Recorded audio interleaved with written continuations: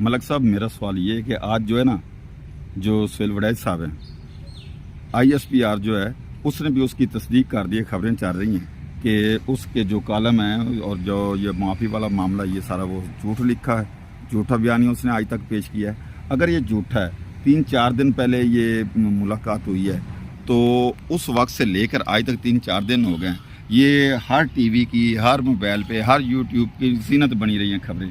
अब अगर वो उनकी तस्दीक कर रहे हैं कि ये झूठा बयानिया इसने कढ़ा है सुहेल वड़ैच ने, तो ये माफ़ी वाला ये बाकी मामला, तो फिर जो आर्मी चीफ है या फील्ड मार्शल साहब हैं या बकाया जो अदारे हैं, क्या सुहेल वड़ैच को इस झूठी खबर और ये अफरा तफरी फैलाने के जुर्म में कोई सज़ा भी देगी? इसकी तस्दीक होगी, इसकी कोई इंक्वायरी होगी, ऐसा कोई होगा?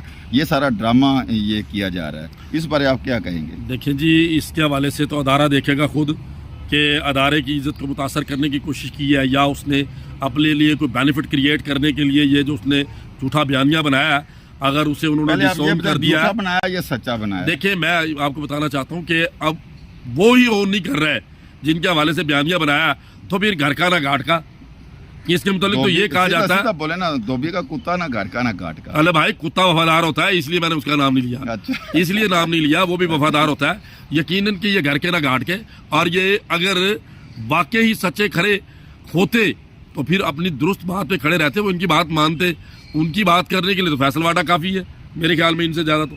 असल मतलब आपका बात करने का ये है, या फील्ड मार्शल और ISPR गलत हैं, वो झूठे हैं, या सुहेल वड़ैच झूठा? देखिए जी, एक तो झूठा। देखिए मेरी बात सुने, DG ISPR ने अगर इसे ऑन किया होता तो हम ये कहते कि ये उनकी तरफ से बात आई है, या फील्ड मार्शल की तरफ से।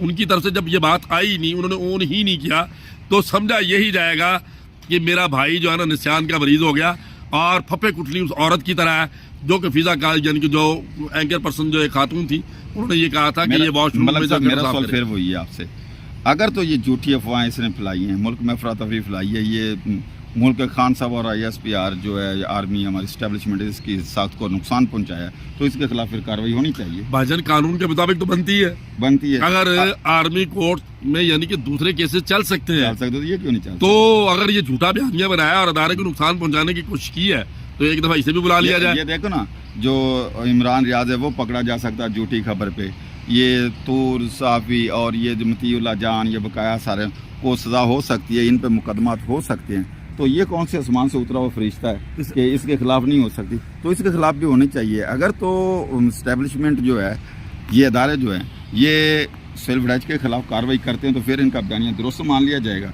अगर ये कार्रवाई नहीं करते, इसके खिलाफ कार्रवाई नहीं होती, कानूनी कार्रवाई, तो फिर आप क्या समझेंगे?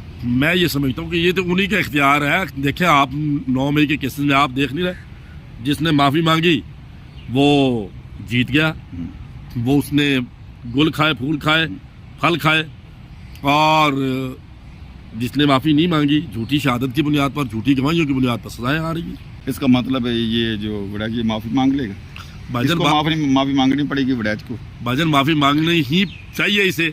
जो ये बात इसने खान साहब के मुताल्लिक कही है, मैं तो समझता हूँ कि माफ़ी इसकी मांगना बनती है कि ये माफ़ी मांगे, सजदा साहब करे, और दोबारा कहे कि मैं फफे कुटनी औरतों की तरह झूठा